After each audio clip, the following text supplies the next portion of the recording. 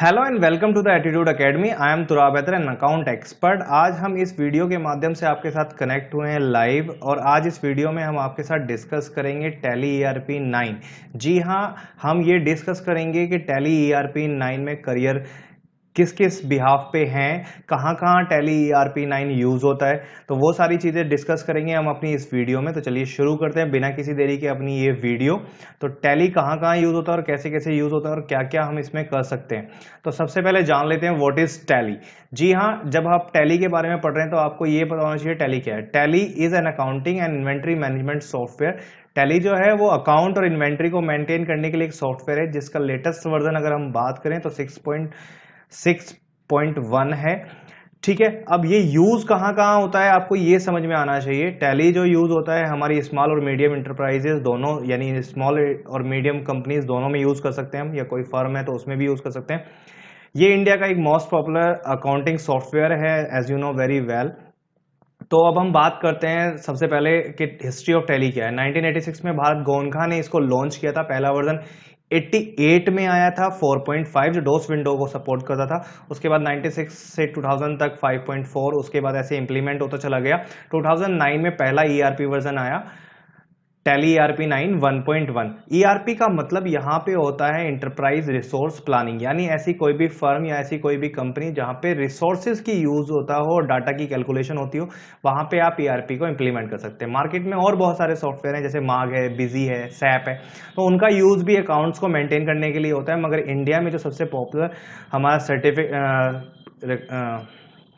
India में जो सबसे फेमस सॉफ्टवेयर है वो है टैली। आप किसी से भी सुनेंगे तो सबसे पहले, या चार्टर्ड अकाउंटेंट से सुनेंगे तो सबसे पहले वो टैली को ही प्रेफर करेगा। ठीक है, तो सबसे पहले डिस्कस करते हैं मैनुअल अकाउंटिंग। यहाँ पे जब हम मैनुअल अकाउंटिंग की बात करें तो ये हमारी 11th-12th की अकाउंटिंग से रिलेटेड बात हो रही है। 5 टाइप्स के नेचर्स ऑफ अकाउंट होते हैं। सबसे पहला होता है कैपिटल, यानी आपकी हिंदी में अगर बोलें, जो हिंदी मीडियम के बच्चे हैं वो भी समझ लें कि कैपिटल का मतलब होता है पूंजी। जो भी आप इन्वेस्ट कर रहे हैं कंपनी या फर्म को एस्टेब्लिश करने के लिए, वो आपकी कैपिटल कहलाती है। असेट यानी आपकी संपत्ति, ये दो तरह की होती है, फिक्स असेट और करंट असेट। फिक्स असेट जो होती है वो होती है आपकी स्थायी संपत्ति, यानी 1 ईयर से जो लॉन्ग टर्म पीरियड के लिए आपके पास रहेगी वो आपकी फिक्स असेट कहलाती है। करंट असेट जो होती है वो होती है स्थायी चालू संपत्ति आपकी, जो 1 ईयर से शॉर्ट टर्म पीरियड के लिए आपके पास रहेगी। तो फिक्स असेट और करंट असेट दो तरह की असेट्स होती हैं। उसके बाद आती है लायबिलिटीज। लायबिलिटीज भी आपकी दो तरह की होती हैं, एक होती है लॉन्ग टर्म लाइबिलिटीज, एक होती है शॉर्ट टर्म लाइबिलिटीज। 1 ईयर से अबव पीरियड के लिए हमारी लॉन्ग टर्म लाइबिलिटीज होती है, 1 ईयर से कम पीरियड के लिए आपकी शॉर्ट टर्म लाइबिलिटीज होती है। लॉन्ग टर्म लाइबिलिटीज की अगर हम एग्जांपल की बात करें तो वहां पे होता है सिक्योर्ड लोन और अनसिक्योर्ड लोन। सिक्योर्ड लोन वो होते हैं जहां पे हमें कुछ ना कुछ चीजें अपनी सिक्योरिटी के रूप में देनी पड़ती हैं और तब हमें लोन मिलता है, जैसे बैंक से आप लोन ले रहे हैं। अनसिक्योर्ड लोन होता है आप अपने फ्रेंड्स वगैरह से कोई लोन ले रहे हैं और उसके बिहाफ पे आपको कोई डॉक्यूमेंट या कोई पेपर रखना नहीं पड़ रहा है। ठीक है, अगर हम करंट चालू संपत्ति सॉरी अगर हम बात करें अपनी शॉर्ट टर्म कैपिटल की, तो शॉर्ट टर्म कैपिटल यहाँ पे हमारे सैंडी क्रेडिटर्स होते हैं। जैसे आपने किसी से उधार माल परचेज कर लिया है, ठीक है, और बोला है कि 1 महीने बाद आपकी पेमेंट हो जाएगी, 2 महीने बाद हो जाएगी, तो वो आपकी शॉर्ट टर्म लायबिलिटीज है। उसके बाद आपका आता है एक्सपेंस। एक्सपेंस भी दो तरह के होते हैं, डायरेक्ट एक्सपेंस यानी खर्चे आपके, डायरेक्ट एक्सपेंस और इनडायरेक्ट एक्सपेंस। डायरेक्ट एक्सपेंस क्या होता है? डायरेक्ट एक्सपेंस होते हैं जो मैन्युफैक्चरिंग करते टाइम प्रोडक्ट की कॉस्ट को इफेक्ट करते हैं, या आप सिंपल लैंग्वेज में बोलें, जो भी मैन्युफैक्चरिंग करते टाइम प्रोडक्ट की कॉस्ट को इफेक्ट करेगा या मैन्युफैक्चरिंग डिपार्टमेंट में जो भी खर्चा आएगा वो उसका डायरेक्ट एक्सपेंस होगा। ठीक है, इनडायरेक्ट एक्सपेंस होता है ट्रेडिंग या सर्विसेज में जो भी खर्चा आ रहा है, यानी माल बनने के बाद उस पर जो भी खर्चा आ रहा है वो सारा उसका इनडायरेक्ट एक्सपेंस होगा। इनकम, आय, संपत्ति के बाद आती है आपकी आय। ये भी दो तरह की होती है, डायरेक्ट इनकम और इनडायरेक्ट इनकम। डायरेक्ट इनकम होती है आपकी, जैसे आप कहीं पे सर्विसेज देते हैं और अपनी उसके बाद ब्याह पे सैलरी मिलती है, तो वो आपकी डायरेक्ट इनकम है। इनडायरेक्ट, उसके ऊपर आपको कमीशन रिसीव हो रहा है, इंसेंटिव हो रहा है, इंटरेस्ट मिल रहा है, सबकी इनडायरेक्ट इनकम है। Financial period, as you know very well, financial period क्या होता है? फाइनेंशियल पीरियड 1 अप्रैल से स्टार्ट होता है और 31 मार्च को आपका खत्म हो जाता है, तो ये आपको ध्यान में रखना है। कैलेंडर पीरियड क्या होता है? जो 1 जनवरी से स्टार्ट होता है और 31 दिसंबर को खत्म होता है। ठीक है, उसके बाद नेक्स्ट हम डिस्कस करेंगे अपने गोल्डन रूल्स, जो कि अकाउंट का बेस है आपका। अगर आप गोल्डन रूल्स की बात करें तो यहाँ पे 3 टाइप्स के गोल्डन रूल्स मैंने लिखे हैं। फर्स्ट अकाउंट होता है हमारा, तो पर्सनल अकाउंट की बात करते हैं। पर्सनल अकाउंट होता है हमारा ओनर, डेटर, क्रेडिटर्स के लिए। यहाँ पे क्या रूल फॉलो करते हैं हम, debit the receiver, credit the giver. मान लीजिए आपको मैं 500 रुपए दे रहा हूं, तो आप हमारे रिसीवर हुए और मैं आपका गिवर हुआ, तो आप डेबिट होंगे और मैं क्रेडिट होऊंगा। अगर आप मुझे पैसे देते तो मैं डेबिट होता और आप क्रेडिट होते, यानी लेने वाला हमेशा डेबिट होगा और देने वाला हमेशा क्रेडिट होगा। रियल अकाउंट असेट से बिलोंग करता है, डेबिट वाट्स कम इन, क्रेडिट वाट्स गोज आउट। जो भी हमारे पास आएगा वो डेबिट होगा, जो चाहेगा हमारे पास यानी कंपनी में वो हमारा क्रेडिट होगा। तो ये आपको चीजें ध्यान रखनी है जब आप जर्नल एंट्री मेंटेन कर रहे होंगे। नॉमिनल अकाउंट्स हमारी debit all expense and loss, जितने भी खर्चे नुकसान है वो सब डेबिट होंगे, और जितनी भी इनकम और गेन है यानी प्रॉफिट है हमारा वो सब क्रेडिट होगा। तो ये हमने डिस्कस कर लिए अपने रूल्स अकाउंट्स के। जब हम जर्नल एंट्रीज की बात करेंगे तो हम इन रूल्स को फॉलो करेंगे। उसके बाद अगर हम बात करें करियर की, तो अकाउंटिंग में आप करियर बना सकते हैं। सबसे कंपनी में जो इंपॉर्टेंट पर्सन होता है वो होता है आपका अकाउंटेंट। जब कंपनी ओपन होती है कोई भी, तो सबसे पहला बंदा जो रखा जाता है वो भी अकाउंटेंट होता है, और जब सबसे लास्ट में किसी को अगर निकाला जाता है तो वो भी अकाउंटेंट होता है। तो अकाउंटेंट की नीड जो है वो हर डिपार्टमेंट, हर जगह होती है, हर कंपनी में होती है। तो कोई भी कंपनी ऐसी नहीं जहां पे आप साइंस साइड से बिलोंग करते हैं तो साइंस साइड ही फील्ड चूज करेंगे। अगर आप साइंस साइड से बिलोंग करते हैं तो आप साइंस साइड से रिलेटेड ही करियर चूज करेंगे। अगर आप आर्ट्स से बिलोंग करते हैं तो आर्ट्स में जाएंगे। मगर अकाउंटिंग एक ऐसा फील्ड है जहां पे कोई भी कभी भी कहीं पे भी काम कर सकता है। तो अकाउंटिंग का करियर आपके लिए एक गोल्डन अपॉर्चुनिटी है। यहाँ पे आप डाटा एंट्री ऑपरेटर बन सकते हैं, अकाउंटेंट बन सकते हैं, जूनियर अकाउंटेंट बन सकते हैं, उसके बाद मैनेजर लेवल तक आप जा सकते हैं। ठीक है। तो इस सेशन में जो हम टॉपिक डिस्कस करेंगे आपके साथ, लाइव सेशंस है ये हमारा। तो इसमें हम डिस्कस करेंगे आपके साथ मैनुअल अकाउंटिंग, जैसे कि अभी हमने डिस्कस कर ली है आपके साथ। कंपनी मैनेजमेंट यानी कंपनी क्रिएट, डिलीट, अल्टर कैसे करते हैं टैली के अंदर। उसके बाद हम लेजर्स कैसे बनाते हैं, उनको डिलीट अल्टर कैसे करते हैं। उसके बाद voucher entries F4, F5, F6, F7, F8, F9 की एंट्रीज कैसे पास करते हैं। देन इन्वेंट्री यानी सेल परचेज के बिल हम ट्रांजैक्शंस में कैसे मेंटेन करते हैं। इस क्लास में हम इतना ही आज डिस्कस करेंगे आपके साथ। तो बने रहें इस वीडियो में हमारे साथ और एंड तक हमारे इस वीडियो को देखते रहें। आप इन सारी चीजों में आज परफेक्ट हो जाएंगे। तो चलिए शुरू कर दें। टैली ओपन कर लेते हैं। टैली ओपन करने के लिए आपको सिंपल यहां से प्रेस करना है विंडो की को, और यहां पे टाइप करना है टैली। जैसे ही आप टैली लिखेंगे यहां पे आपका टैली आ जाएगा। यहां से आप टैली पे क्लिक कर लेंगे तो इस तरह की स्क्रीन आपके सामने होगी। ठीक है, ये टैली आपका ओपन हो गया है। तो इस तरह से आप टैली ओपन कर लेंगे अपना। उसके बाद अब यहाँ पे select, login, remote, create, backup, restore, quit, इस तरह की कंपनीज आ रही है। तो सबसे पहले आपको क्रिएट कंपनी पे जाना है। जब आप अगर कोई पहले से सेलेक्ट कर रखी है आपने कंपनी, मान लीजिए कोई कंपनी आपकी ओपन है, तो वो कैसे होगा मैं आपको बता देता हूँ। आपको किस तरह की स्क्रीन यहाँ पे नजर आएगी सेलेक्ट कंपनी करने में। तो इस तरह की कंपनीज पहले से मान लीजिए बनी हुई है कोई, तो इस तरह से आपके यहाँ पे शो करेगी। अगर ये आपको बंद करनी है या आपको हटानी है तो आप कैसे हटाएंगे वो मैं आपको बताता हूँ। यहाँ पे आप Alt F1 प्रेस करेंगे तो डायरेक्ट आपकी रिमूव हो जाएगी कंपनी। तो सबसे पहले ये चेक करते हैं कंपनी क्रिएट कैसे करते हैं। इस वीडियो में हम देखेंगे क्रिएट कंपनी। सबसे पहले आ जाएंगे क्रिएट कंपनी पे। क्रिएट कंपनी करने के बाद ये फॉर्म आपके सामने ओपन हो जाएगा। यहाँ पे सबसे ऊपर आ रहा है डायरेक्टरी। डायरेक्टरी का मतलब है ये जो डायरेक्टरी लिखा रहा है जहाँ पे जाके आपकी फाइल सेव हो रही है। सी ड्राइव में, यूजर्स में, पब्लिक में, टैली ERP9 डाटा में जाके आपकी कंपनी सेव हो रही है। उसके बाद अपनी कंपनी का नाम बताएंगे आप। यहाँ पे मैंने अपनी कंपनी का नाम लिख दिया यहाँ पे attitude academy. Mailing name same रहेगा आपका। उसके बाद आप अपनी कंपनी का एड्रेस बताएंगे। यहाँ पे एड्रेस आपको बताना है। उसके बाद स्टेट सेलेक्ट कर लेंगे, कंट्री सेलेक्ट कर लेंगे। यहाँ पे हम अपना पिन नंबर डालेंगे। उसके बाद अपना फ़ोन नंबर, मोबाइल नंबर ये सब मेंशन करेंगे। उसके बाद आता है फाइनेंशियल ईयर बिगिनिंग फ्रॉम। जैसा कि आपको पता ही है फाइनेंशियल ईयर जो है आपका 1 अप्रैल से स्टार्ट होता है और 31 मार्च को आपका खत्म हो जाता है। ठीक है, तो 1 अप्रैल को स्टार्ट हो रहा है और 31 मार्च को खत्म हो रहा है। तो अभी कौन सा चल रहा है, 1 अप्रैल 2020 से लेके 31 मार्च 2021 चल रहा है। तो 1 अप्रैल 20 मैंने यहाँ पे डाल दिया है। उसके बाद बुक बिगिनिंग फ्रॉम, अब जिस भी मंथ से आपने कंपनी स्टार्ट की है अपनी, उस मंथ की फर्स्ट डेट आप यहाँ पे डालेंगे। मैंने मई से स्टार्ट किया तो यहाँ पे 1 मई डाल देंगे। 1 मई 2020। उसके बाद सिक्योरिटी कंट्रोल से रिलेटेड पूरा एक टॉपिक हम आगे आने वाली वीडियोस में अपना डिस्कस करेंगे, तो अभी इसको नो ही रहने देते हैं। करेंसी सिंबल लेटेस्ट रुपीस का हमारा आता है। अगर ये चला जाता है तो Ctrl+4 शॉर्टकट की होती है आपकी रुपीस सिंबल को वापस लाने के लिए। INR का मतलब होता है इंडियन रुपीस।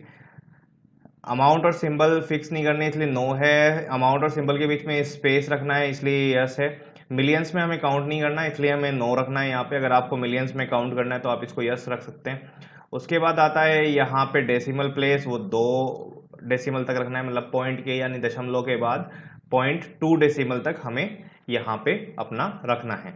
उसके बाद आता है हमारा पैसेज में काउंट करना है और 2 डेसिमल तक रखना है। इसको एक्सेप्ट करा देते हैं। एक्सेप्ट कराने के बाद यहाँ पे आपकी कंपनी क्रिएट हो जाएगी। कंपनी क्रिएट होते ही यहाँ पे करंट पीरियड आ जाएगा आपका, यहाँ पे नो वाउचर एंट्री दिखा रहा है, अभी आपकी यहाँ पे आपकी कंपनी का नेम आ रहा है। अगर आपको इसको शट करनी है तो Alt F1 से कर सकते हैं, अदरवाइज आप Alt F3 प्रेस करेंगे। Alt F3 प्रेस करने के बाद यहाँ पे आएंगे आप शट कंपनी पे, देन इसका कोड यहाँ पे जनरेट हो गया 3131 आ रहा था 10031। रीसेलेक्ट करने के लिए आप सेलेक्ट कंपनी करेंगे। यहाँ पे सेलेक्ट कंपनी करने के बाद आपको अपनी अपनी कंपनी का नाम यहाँ पे मेंशन करना है। जैसे आप अपनी कंपनी का नाम मेंशन करेंगे यहाँ पे आपकी कंपनी इस तरह से दिखा देगा,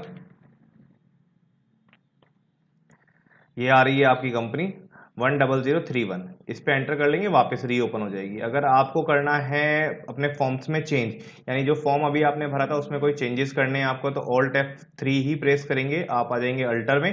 अल्टर में आने के बाद आप यहाँ पे एंटर करेंगे और ये फॉर्म्स आपका वापस रीओपन हो जाएगा। आप अपना यहाँ पे जो भी चीज़ डालना चाहते हैं या जो भी डिटेल्स आपकी रह गई है वो आप यहाँ पे इस तरह से भर सकते हैं। वापस इसको एक्सेप्ट कराना पड़ेगा आपको, इसको सेव कर देंगे आप एक्सेप्ट करा के, तो वापस ये ले लेगा अपनी डिटेल्स। अगर आपको कंपनी को डिलीट करना है तो भी आपको Alt F3 ही प्रेस करना है, अल्टर पे जाना है, कंपनी फॉर्म ओपन करने के बाद Alt D प्रेस करना है। Alt D जैसे ही आप यहाँ पे प्रेस करेंगे तो ये आपकी जो कंपनी है वो डिलीट हो जाएगी। एंटर करेंगे आर यू श्योर, जैसे ही एंटर करेंगे आपकी कंपनी डिलीट हो गई है। तो आपको अभी मैंने बताया क्रिएट कंपनी कैसे करते हैं, उसको रीसिलेक्ट कैसे करते हैं, उसको आप फॉर्म में एडिटिंग कैसे करते हैं, उसके साथ साथ आप उसको डिलीट कैसे कर सकते हैं। तो ये सारी चीजें अभी हमने डिस्कस कर ली। अब हम डिस्कस करेंगे लेजर क्रिएशन, लेजर क्रिएट कैसे करते हैं, उसको अल्टर कैसे करते हैं, उसमें चेंजेस करने हैं अगर हमें, या उसको डिलीट कैसे करना है, सिंगल लेजर्स कैसे बनाते हैं और मल्टीपल लेजर्स कैसे बनाते हैं आप। तो चलिए शुरू करते हैं। उसके लिए आपको एक कंपनी की रिक्वायरमेंट पड़ेगी। आप कोई भी नाम से, जैसे मैंने अपना नाम लिख दिया तुराब हैदर के नाम से एक कंपनी क्रिएट कर ली है मैंने यहाँ पे। और कंट्रोल ए शॉर्टकट की होती है डायरेक्ट सेव करने के लिए, मैंने वही किया है।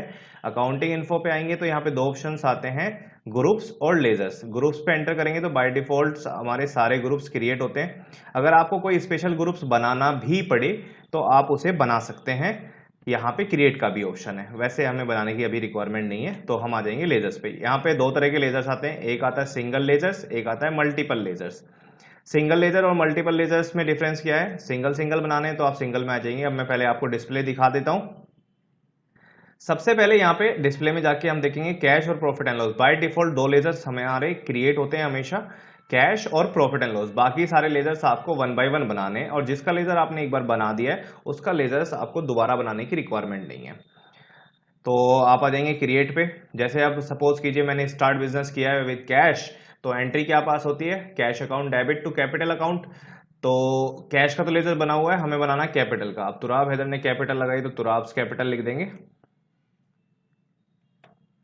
तुराब्स कैपिटल अंडर में कैपिटल अकाउंट क्या आएगा। अगर ये आपको समझ में नहीं आ रहा कि किसके अंडर में आएगा तो आप हमारे नोट्स चेक कर सकते हैं, मैं इसमें डिटेल दूंगा आपको नीचे, तो वो भी आप चेक कर सकते हैं। उसके बाद एक और लेजर बना लिया, जैसे मैंने परचेज अकाउंट की एंट्री की, purchase account debit to cash, तो यहाँ पे एक लेजर बना लिया परचेज का। अंडर में परचेज अकाउंट क्या आएगा, इसको इन्वेंट्री वैल्यू और इफेक्टेड हमारा हमेशा यस रहता है क्योंकि ये इन्वेंट्री को इफेक्ट करेगा हमारी। इसको सेव कर देंगे, परचेज अकाउंट हो गया। ऐसे हम सेल अकाउंट बना सकते हैं अंडर में सेल अकाउंट के, इसमें भी इन्वेंट्री यस रखना है आपको। उसके बाद मान लीजिए आपने कोई एक्सपेंस किए हैं, अभी 3-4 लेजर बनाए मैंने, डिस्प्ले में जाके चेक कर लेते हैं, ये बन गए हमारे यहाँ पे। अब मान लीजिए कोई एक्सपेंस किए हैं, 3-4 एक्सपेंस है, सैलरी एक्सपेंस है, रेंट एक्सपेंस है, कन्वेंस एक्सपेंस है, तो हम मल्टीपल भी बना सकते हैं। आप आ जाएंगे क्रिएट में, यहाँ पे इनडायरेक्ट एक्सपेंस ले लेंगे। उसके बाद यहाँ पे लिखेंगे rent expense, under indirect expense अपने आप ले लेगा। Salary expense under indirect expense ही रहेगा। कन्वेंस एक्सपेंस ले लिया, ये भी अंडर इनडायरेक्ट एक्सपेंस। तो इस तरह से आप मल्टीपल लेजर्स भी यहाँ पे बना सकते हैं। तो सिंगल लेजर में आप डिस्प्ले में जाके चेक कर लेंगे तो यहाँ पे भी ये दिखाई देंगे आपको। तो लेजर हमारे बन गए हैं। अब हमें करनी है एंट्रीज। तो जर्नल एंट्रीज पास करनी है, डे बाय डे ट्रांजेक्शन्स की जर्नल एंट्रीज कैसे पास करते हैं उनको हम ट्रांजेक्शन्स में जाके अकाउंटिंग वाउचर्स में जाएंगे और तब उनकी एंट्री पास करेंगे। तो अकाउंटिंग वाउचर में आ जाते हैं, यहाँ पे होता है F4 cash to bank, bank to cash की एंट्री सारी F4 में पास करेंगे आप। कॉन्ट्रा वाउचर होता है ये। F5 होता है पेमेंट वाउचर, आपका जितनी भी पेमेंट से रिलेटेड एंट्रीज हैं वो सारी आप यहाँ पे पास करेंगे। F6 होता है रिसिप्ट वाउचर, आपका रिसीप्ट से रिलेटेड सारी ट्रांजेक्शन्स आप यहाँ पे करेंगे। F7 होता है आपका journal voucher, bill, invoice, transactions, provisions, closing years, transfers, ये सारी एंट्रीज आप यहाँ पे पास कर सकते हैं। उसके बाद आता है F8 सेल वाउचर, F9 होता है परचेज वाउचर। तो ये यहां तक आज हम डिस्कस करेंगे आपके साथ। तो चलिए सबसे पहले इसकी सेटिंग्स देख लेते हैं। तो सबसे पहले आपको F5 प्रेस करना है। F5 प्रेस करने के बाद आपको कुछ सेटिंग्स करनी होंगी F12 की, तो आपको फिर उसके बाद F12 प्रेस करना है। तो जो ऑप्शंस यहाँ पे मैंने यस किए हुए हैं वो आपको यहाँ पे यस रखने हैं, और जो ऑप्शंस मेरे नो हैं वो आपको नो रखने हैं। तो यहाँ पे आप एक्सेप्ट करा लेंगे। तो इस तरह से आपको डबल एंट्री मोड यहाँ पे दिखाई देगा। तो जब डबल एंट्री मोड आपका आ जाएगा तो आपको एंट्री पास करनी, सबसे पहले रिसीप्ट करनी है। तो cash account debit to capital account की एंट्री पास करनी है। यहाँ पे कैपिटल थी मेरी ये, और जितनी कैपिटल मैं लेके आया था वो यहाँ पे आपको डालनी है। डेबिट करना है हमें कैश। नरेशन आप यहाँ पे मेंशन कर सकते हैं, रिक्वायरमेंट नहीं है अभी, मैं इसको एक्सेप्ट करा रहा हूँ। ठीक है, एक एंट्री पास हो गई। दूसरी एंट्री मुझे पेमेंट की करनी है, तो F5 पे आ जाता हूँ। पेमेंट करनी है मुझे सैलरी की, मान लीजिए। तो सैलरी मैंने 1500 रुपये दी है किसी को और कैश से ही पे की है। तो ये इस तरह से पेमेंट की एंट्री आप पास कर सकते हैं। एक रेंट की एंट्री और पास करके दिखा देता हूँ। रेंट दिया है मैंने 3500 रुपये का, तो वो भी कैश से ही दिया है। तो यहाँ पे देख रहे हैं आप करंट बैलेंस आपका कम होता जा रहा है। तो ये आपको hand to hand current balance यहाँ पे दिखाता रहेगा। इसीलिए मैंने सबसे पहले F12 की सेटिंग्स की थी, ताकि आपको स्टेप बाय स्टेप देखने में कोई भी परेशानी ना हो। उसके बाद एक कॉन्ट्रा एंट्री पास करने के लिए हम आ जाएंगे कॉन्ट्रा एंट्री में। यहाँ पे कैश अकाउंट क्रेडिट करेंगे। मैंने 15,000 रुपए जमा कराए हैं बैंक में। अब बैंक का लेजर मेरा यहाँ पे नहीं दिखा रहा है क्योंकि मैंने क्रिएट नहीं किया है लेजर्स में। तो अब मुझे वापस जाना पड़ेगा, उसके बाद वापस लेजर्स क्रिएट करना पड़ेगा। तो उससे अच्छा है कि मैं यहीं पे क्रिएट कर लूँ। तो उसके लिए शॉर्टकट की होती है Alt+C। जी हाँ, Alt+C सेकेंडरी क्रिएशन की शॉर्टकट की होती है। यहाँ पे हम अपना एक बैंक बना लेते हैं। ICICI बैंक मैंने क्रिएट कर लिया। अंडर में बैंक अकाउंट क्या आएगा आपके, यहाँ पे आप अपना account number, IFSC code, branch, ये सब कुछ डाल सकते हैं। चेकबुक और चेक प्रिंटिंग आप बाद में यस कर सकते हैं। जब हम BRS पढ़ेंगे, बैंक रिकंसिलिएशन स्टेटमेंट, यानी बैंकिंग जब हम करेंगे तो उसमें मैं एक एक डिटेल आपको यस करके दिखाऊंगा। अभी हम सिंपल जर्नल एंट्री पास करके देख रहे हैं, तो अभी हम इसको छोड़ देते हैं। जब आप कंपनी में करेंगे तो आपको ये सारी डिटेल्स फिल करनी है। उसके बाद आ जाएंगे कितने कितने रुपीस के नोट जमा कराए हैं आपने। मैंने कहा भाई मैंने 12 नोट इसके जमा कराए, ज़्यादा हो गए। मैंने कराए हैं 8 नोट, 2000, 8 दूनी 16, 7 नोट ले लेते हैं 14, और 500 के 2 नोट जमा कराए हैं। इसको हम सेव करा देते हैं। ये हो गई हमारी कॉन्ट्रा एंट्री। उसके बाद आ जाते हैं हम एक जर्नल एंट्री पास करने के लिए F7 में। यहाँ पे ट्रांजेक्शन्स प्रोविजंस की एंट्रीज मैंने बताई थी आपको, जैसे purchase account debit to Raj private limited. Credit में आपने माल परचेज किया तो परचेज अकाउंट डेबिट, आइटम कुछ नहीं है।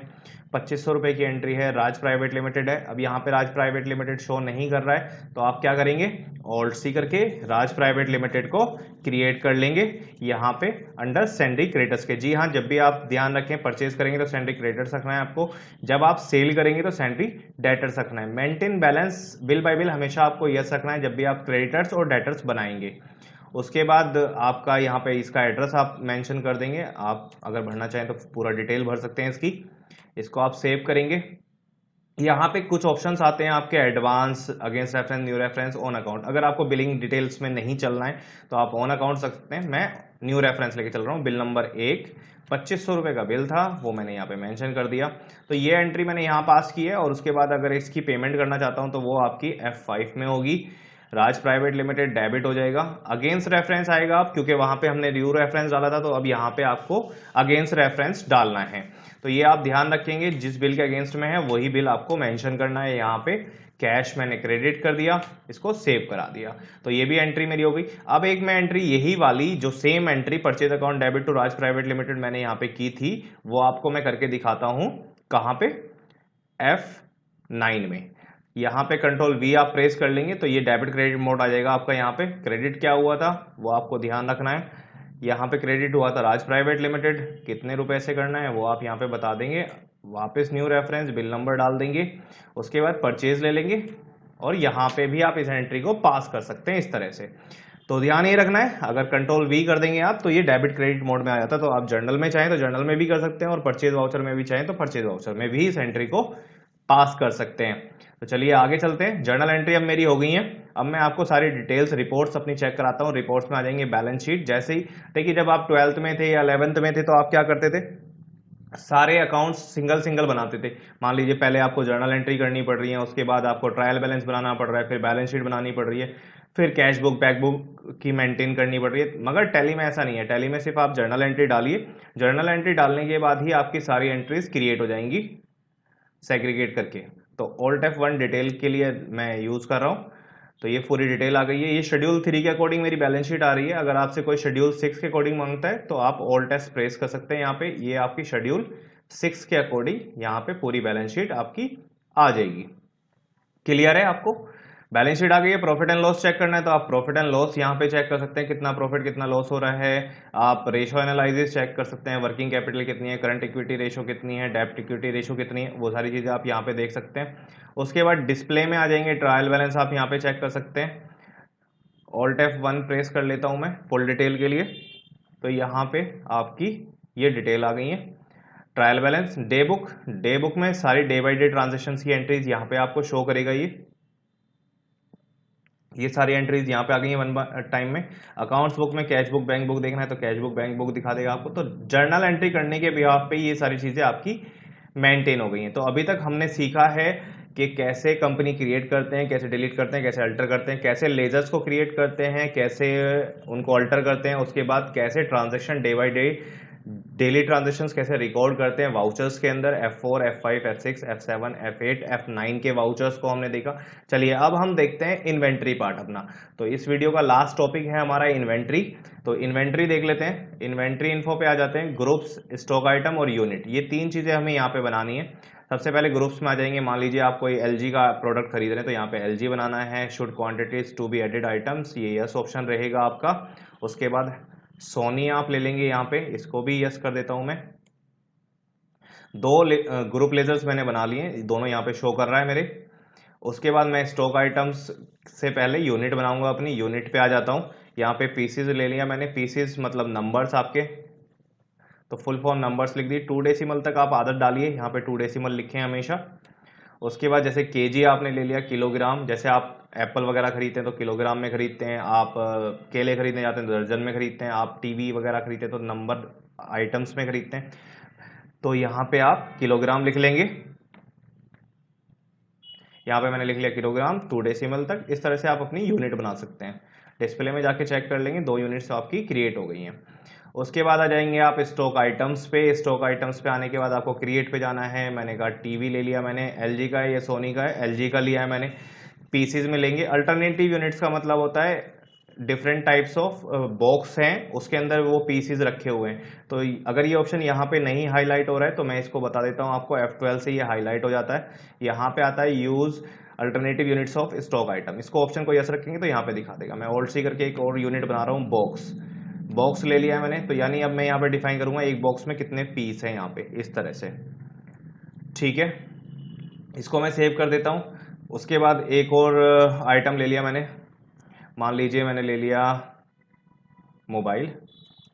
अब मोबाइल कौन सी कंपनी का है, मैंने कहा सोनी का है। वो पीसीज में मैं काउंट कर रहा हूँ, अल्टरनेटिव यूनिट नहीं डाल रहा हूँ, तो अब मैंने नॉट एप्लीकेबल कर दिया।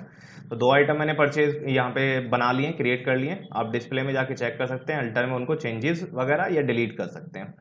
तो ये चीज़ मेरी क्रिएट हो गई है। उसके बाद मैं आ जाता हूँ counting voucher, F9 purchase voucher में आ जाता हूँ। अगर ये क्वांटिटी मोड आपका शो नहीं कर रहा है तो आप ऑल टाइप प्रेस करेंगे, या यहाँ पे साइड में भी ऑप्शन आता है आइटम इनवॉइस और अकाउंटिंग इनवॉइस, तो इससे भी ऑप्शन को क्लिक कर सकते हैं, या शॉर्टकट की होती है ऑल टाइप आपकी।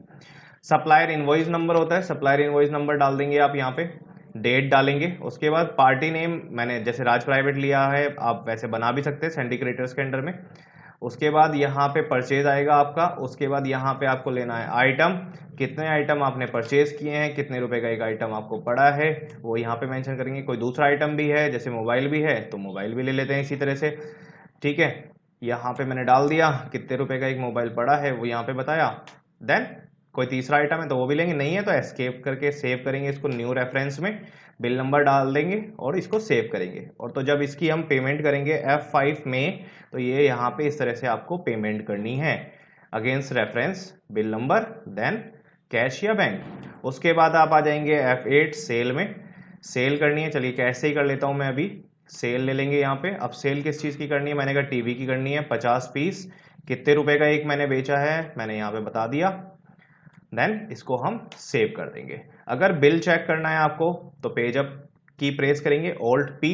यहाँ पे ध्यान रखेंगे विद प्रिंट प्रीव्यू लिखा हुआ आना चाहिए, नहीं आ रहा तो आप ऑल्ट आई प्रेस करेंगे विद प्रिंट प्रीव्यू के लिए, एंटर करेंगे तो यहाँ पे प्रिंट दिखा देगा, ऑल्ट जेड प्रेस करेंगे जूम के लिए, इस तरह का प्रिंट आउट आपका निकल के आपके सामने यहाँ पे आ जाएगा।